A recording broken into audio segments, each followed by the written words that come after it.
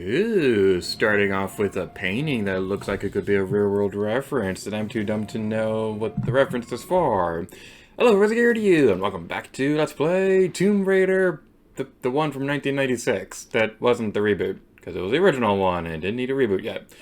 In the previous episode, we went through the hollows of the Colosseum. I mean, come on, Lovell, couldn't you at least be XD the Yellow Darkness or whatever? Stupid game, how dare you. In today's video, we're going through a fan-favorite level in the Tomb Raider series, Palace Midas. Renamed into Midas's Palace in the remake for some reason. I don't know the reason why. So, Palace Midas, this is not the way I want to go. Also, there's an alligator following us, and that's not very nice. I do not appreciate you following me unless it is on Twitter. Or Instagram, because I apparently checked that, apparently. So, you know what? You're bothering me. You need to go away. If you want my autograph, just say so. You don't need to be a creepy stalker like that. That's how we will deal with stalkers in this community. So we continue on over in this direction, going upwards on the staircase. And this right here is going to be our big primarily objective for the beginning of this level. So we'll have this giant area, and there's a bunch of doors in the room. So you may be wondering, well, what do we do with that? What could we possibly do with those doors? Because we don't have an animation for opening them like normal people. Well, up on the upper balcony up there is going to be the answer to all of our life's questions. As soon as we finish taking care of these stupid gorillas. I mean, would you... Go away. Go away. Go away. Give away. Give away. There we go. That's what you get for not being Donkey Kong. So we see this up here. We could see some horseshoes and the letter Y. When I was a little kid, I didn't actually know what those symbols were supposed to be. I think it's supposed to be the symbol for... Is it Gamma? Gamma is the one that looks like a Y, right? Gamma and Omega. I think that's what the thing is supposed to be. I am a dummy and thinking of it too far ahead. So there's something else we need to do first. Let's go over here for a moment, and hopefully we'll be able to achieve our life goals. Now, the thing is, I did practice for this, so I do apologize if I feel a little bit scatterbrained right now. I did practice for this in the next couple levels, but here's the thing. The next couple levels have a lot to remember, so it is a bit of stuff to keep track of everything. So let's go over this way. Jump. I pressed the jump button! I pressed the jump button! How dare you get me kerfuzzled? Because I'm used to playing this on a CRT, and there's a slight bit of latency when playing on HDMI compared to a CRT. Alright, game. We'll do it your way. And we'll go over here, we'll walk to the edge of it, and then do a running jump. Are you happy, game? Are you happy? Is that what you wanted for your birthday? Is it? Is it? Is it? Anywho, yeah, we're going over this way, and just like with the shotgun shells, whenever there are magnum clips like this, if you haven't picked up the magnums yet, that's where you're going to be finding them at, so that's something that's going to be pretty interesting indeed. Again, I'm still not entirely sure what the difference is between the dual pistols and the magnums in this game. I think the magnums do deal more damage, because when I was playing around, when I was practicing for this, they definitely did feel like they were defeating enemies a lot faster, which it makes sense. You get them from a hidden location, so, you know, they better be worth it. I did always wonder how Laura's dual pistols always have, like, unlimited ammo, but everything else has, like, normal limits to animation and things like that. And that always made me, and that mindset always made me think of something funny from Stella's Tomb Raider website. That's the source I use for all the Let's Plays on here. So, in Tomb Raider Anniversary, there's a point where there's a character who tries to brag, saying that sooner or later Laura will run out of bullets. But the funny thing about that is that in pretty much all the games, Laura's dual pistols, at least the games that have the dual pistols in them, they have like unlimited ammo, so yeah, it's a cool line and all, but it actually doesn't really mean anything considering the fact that Laura's regular bullets never run out. So the far left switch was the one that we wanted to activate for the first door. And we could see, it's open now. Woo! So we come across this area, and somebody left their oven on. That's what 4-year-old me thought when I first saw this. I believe this is supposed to be a reference to Greek fire, so that's kind of neat. I was always fascinated by the story of Greek fire, because it, like, doesn't get extinguished by water and things like that. And modern science still doesn't really know what the formula for it was. It's really fascinating. We got a save crystal over there, but honestly, we're not going to really need it that much because there's not a whole lot in here that can hurt us. So hopefully we'll be fine. For this, you want to jump in the middle of the first platform, because if you try jumping on the furthest edge, that's going to make it so that you won't be able to grab onto the other ones, because there is a time limit on that, and I am very happy with ourselves. We did the first try. Yeah, that was totally and all of the poggers. Hey, hey, hey, hey, hey, hey, hey, hey, hey, hey, hey. There are rats in this water. Ew. Oh no, rats are not very nice. Well, they aren't hurting us so far, so they might be friendly.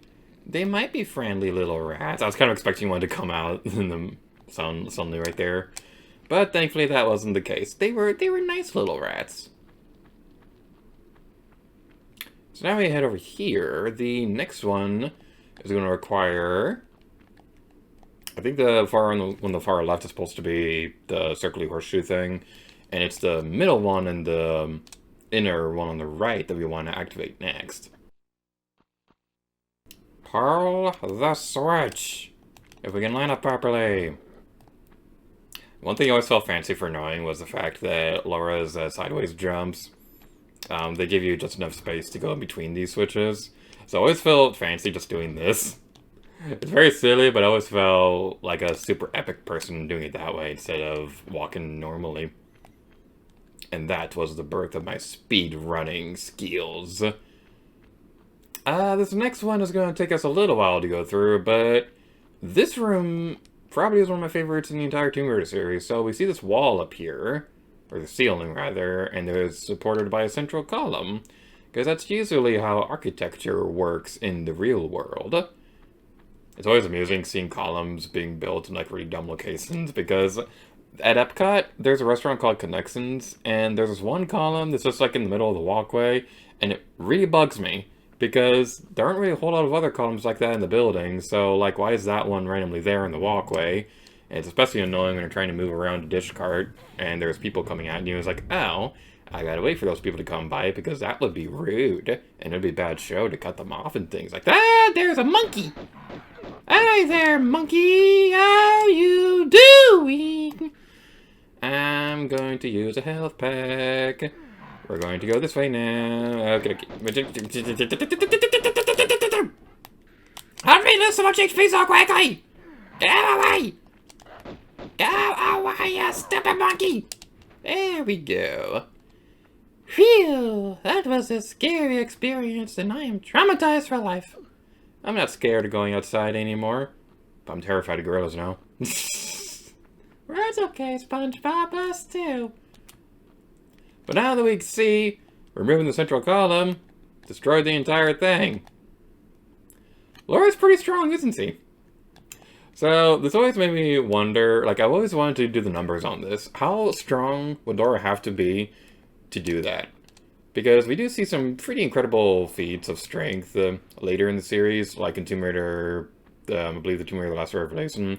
There's a part where she's moving around stone pillars that are used to build the pyramids and things like that. And I remember Death Battle used that to calculate how strong she would be. And when they did the Lara Croft versus Nathan Drake battle. So I'm very curious to know, how difficult would it be to actually move that central column? Because in Tomb Raider Anniversary, what they did instead was that they had them supported by poorly made wooden planks, and you'd kind of like shoot at them to remove the support on them, and then use a grappling hook to knock them down. I think this way's funnier though, just moving like the one little block, and that's enough to destroy the world. Now, whatever you want to jump, I wasn't really paying attention to where we need to go. This is the direction. I was aiming a little too far to the right a moment ago, but now we're doing it the smart way, because I occasionally learn from my mistakes. Not all the time, just every once in a while. Every once in a blue moon, as they say. I remember as a kid I was very confused about that, because like I'd hear that phrase every now and then, I'd be like, when does the moon ever turn blue? But now I realize it's not literal, it's a figurative speech. I liked it in the Smurfs movie, though, when they had like an actual literal blue moon. Enough about all that, though, because now we're going over this way. So I believe the first secret is going to be coming up pretty soon, so we want to keep an eye out for that. There's going to be some save blocks that are coming up as well. Or save crystals, rather. We're definitely going to want to use this one, though, because... boy, it's a bit of a walk to get back to where we need to go after this. So, over there is going to be quite the majestic pool, if I do say so myself. I remember thinking this was like one big fancy pool, because, like, again, I was like a 4-year-old when I first started playing through this game, so I saw this area, I was like, ooh, Midas has a fascinating pool. This looks fancy. And this was before I even really knew the story about Midas. Well, it's funny because this level kind of did teach me the story of Midas. Like, we'll see a little bit later, but basically the idea was the king and stuff like that. Everything he touched turned to gold and stuff like that, but then he kind of, you know, hurt people doing that too, because he'd, like, I'd always imagine he'd give his son a high five, but then his son turned to gold. So, that's kind of a morbid way to think of it, but that's what I first thought when I heard the story and things like that. That did always make me wonder. So, in an epic fight to the death, who'd win between Midas and Medusa? Because Medusa could turn people into stone by looking at them, but Midas could turn people into gold by touching them. So, let's say Midas had like a pair of sunglasses or something like that, and Medusa had like a full bodysuit or something like that. Who'd win in a fight? But anyway, yeah, we got our first secret. Yay! Whee! Swan dive! And there's some crocodiles in here, and if I cared enough about getting all the kills in this game, we'd go for them. But I honestly don't really care that much, because going for all the kills doesn't really count towards 100% completion, in my opinion. Alright then, so I believe the second secret is going to be located over here. It's the best kind of secret. It's secretly telling somebody your secret. Therefore, secretly adding another secret to your secret collection of secrets. Secretly. We're going to want to heal before we drop, don't we? Yeah, we do. Let's use a large meta pack. Or lunchbox, as it's canonically called now. Everybody write that down. It is a lunchbox. It is not a meta pack. So, yeah. Make sure that whoever's updating the Tomb Raider wikis, you better correct that. It's a lunchbox now. There we go. You thought you could defeat me. Me, the mistress of all evil. Well, here is your princess. Maleficent, honestly, has got to be like one of the coolest Tomb Raider... Not Tomb Raider. Maleficent is a Tomb Raider villain confirmed, ladies and not ladies. I'm sorry. I was trying to say Maleficent was one of the coolest Disney villains ever, and I was about to go into a big speech about that, but now I just can't imagine anything else except Maleficent just randomly showing up in this game. If somebody out there makes mods, can you make a Tomb Raider mod where, like, trying to avoid spoilers, but the final boss of Tomb Raider 2, can that be modded into Maleficent? That'd be the funniest thing in the world. Okay. Well, moving on with our life, we have a large jump over here, and there's a health pack we can grab. This one should count as a secret, but it doesn't. And my voice is still high-pitched because this is what I do when I think of funny things. Anyway, let's move onwards. That's a Pixar movie I've never seen. It's been out for a few years now, and I still haven't seen it because I'm a dummy. It's weird because, like, they have a lot of Pixar movies playing at All-Stars movies, but they never have that one playing. It's usually either, like, Turning Red or Luca. I think Cars 3 showed up at one point, but I've never seen Onward playing in there. Alright then. I believe this is our next objective. Ah, would you get out of here?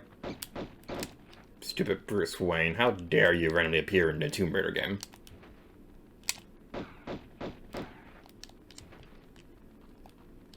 The Tomb Raider is the ultimate crossover of the universe. Suddenly there's Maleficent, and now Batman. Everything is Batman. Everything is cool when you're Batman. Everything is Batman. Because I'm Batman. Yeah. I'm sure there's this tunnel. It should be exiting somewhere around here. Yep, it is. Alright, so this right here, be super duper careful. Would you get out of here? There we go. Okay, there's some spiky things right here, so don't do what I'm doing and walking across them. Do what I say, not what I do, otherwise I will move.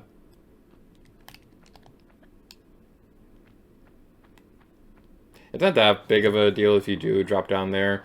It's just not very nice, because then you'll fall into the pool, and it's probably not going to be the best thing in the world, because, you know, we have some very fancy boots on, so we probably don't want to get them too wet. That's a very dumb speech, because these boots are probably made specifically for adventuring and stuff. Alright, we're going to pull out our magnums real quick, because there's going to be a bad guy coming around the corner, and I'd rather deal with it quickly. It's weird, because like I never want to use these weapons because they have limited ammo, but lions, they deal damage very quickly, and I'd rather still be alive for ever. Anybody remember that movie, Ever After, with Reese Witherspoon? One of my favorite lines in that entire movie is when the king and the prince are arguing, and the king's mad because the prince doesn't want to marry anybody, and he's all like, I will simply deny you the crown and live forever. Alright, this right here, be careful with this jump, because if you fall down, you're gonna need to climb up all the way all over again. But it's not that big of a jump, so luckily it's not that big of a deal. I think there's a crocodile. Oh, okay. There's a crocodile down there, so you want to be careful, but it's just minding its own business, so we're perfectly fine. Well, if you do see a crocodile in the water, you probably want to avoid it, because yeah, they might be minding their own business and things like that, but they also kind of get hungry. So you probably don't want to do that too often. So going over this way, we have our next objective. Yeah, 2 lead bars. How many more to go? We may never know. Except I do, because I've played this game before. I always get paranoid jumping off here, because I always feel like it's going to be too far of a jump to go through. And also, there's a bunch of bad guys here. This is a terrible idea! Okay, seeing all those guys next to each other remind me of something funny.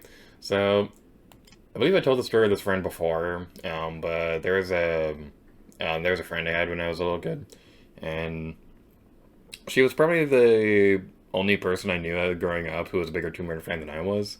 So, one of the more amusing things was that she played Tomb Raider Anniversary like long before I did, so I'd always ask her what the game was like and things like that, because I was always already curious about it. So, when I was asking what the enemies looked like in this game, her response was, well, for one, they don't look like puppets anymore. This was a terrible idea, terrible execution. This is a stupid idea. Why did I go down here? This is scary. I am scared. I want my mommy. I want my mommy. We're probably gonna waste a bunch of health packs here. Why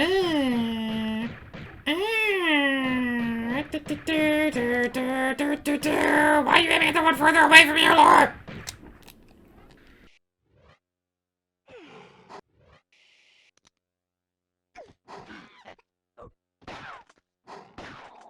Okay.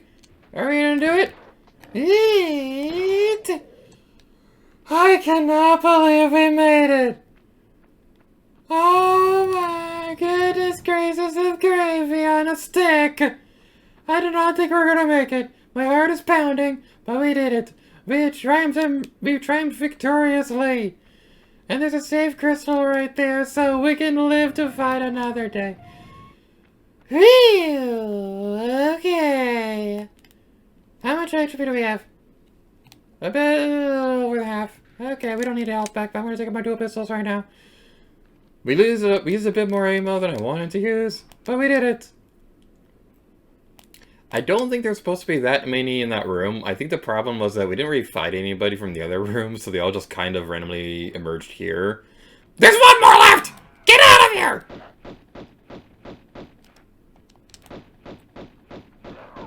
There we go. Phew.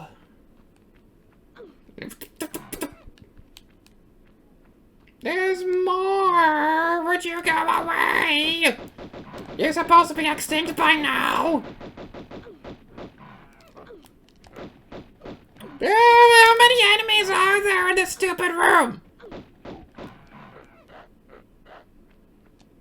Okay, I'm running away like a little sissy baby because I need to move on with my life. Okay. We completed 2 of those rooms so far. This is the wrong way! We completed 2 of those rooms so far. Now there's 2 more left, but only one of them actually have the thing that we want to get. This is probably the most I pitched in a single video in a long time.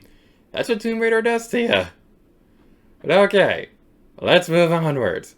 Let's move on with our life and try to move past that traumatic experience. Let's think about things that we enjoy, like ice cream and cheeseburgers. Probably not at the same time, though, because that would be a lot of calories and would not be good for you. They probably wouldn't taste that good together. Well, actually, I'm curious. What would it taste like to have a cheeseburger ice cream? Huh. I'm always wanting to try new things on burgers and stuff. So, like, one of my go-to unusual burgers... I completely forgot about them.